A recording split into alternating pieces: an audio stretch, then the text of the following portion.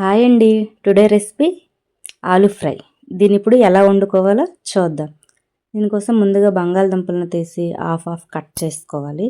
Cut చేసి ఆ ముక్కల్ని కుక్కర్లో వేసి ఉడికించుకోవాలి. ఇప్పుడు కుక్కర్లో ఈ ముక్కలను వేసాక అవి మునిగేంత వరకు వాటర్ వేసుకోవాలి. వాటర్ వేసి కుక్కర్పై మూత పెట్టి స్టవ్ ఆన్ చేసి స్టవ్ పైన ఈ కుక్కర్ని పెట్టి 3 విజిల్స్ రానివ్వాలి.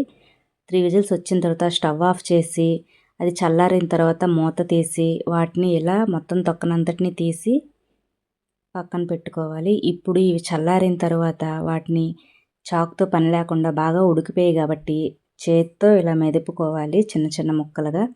నెక్స్ట్ స్టవ్ ఆన్ చేసి కళాయి పెట్టి దానిలో ఆయిల్ వేసి బాగా వేడయ్యాక ఆవాలు, జీలకర్ర, ముందుగా కట్ చేసి ఉంచుకున్న ఆనియన్స్, కరివేపాకు వేసుకోవాలి.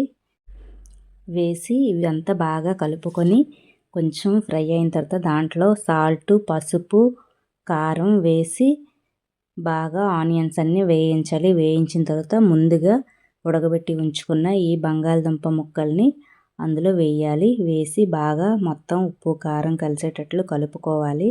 కలిపిన తర్వాత దీన్ని అంతటినీ లో ఫ్లేమ్లో పెట్టి చేయాలి. నెక్స్ట్ దీనిపైన కాసేపు మూత పెట్టి ఉంచాలి. ఉంచడం వల్ల బాగా మగ్గి ఈ ఉప్పు కారాలన్నీ వీటికి బాగా పడతాయి.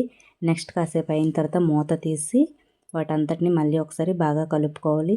అంతేనండి, టేస్టీ సింపుల్ బంగాళదుంప ఫ్రై రెడీ అండి. వీడియో నచ్చితే లైక్ చేయండి, సబ్స్క్రైబ్ చేయండి. Bye bye. నెక్స్ట్ రెసిపీతో మళ్ళీ కలుద్దాం.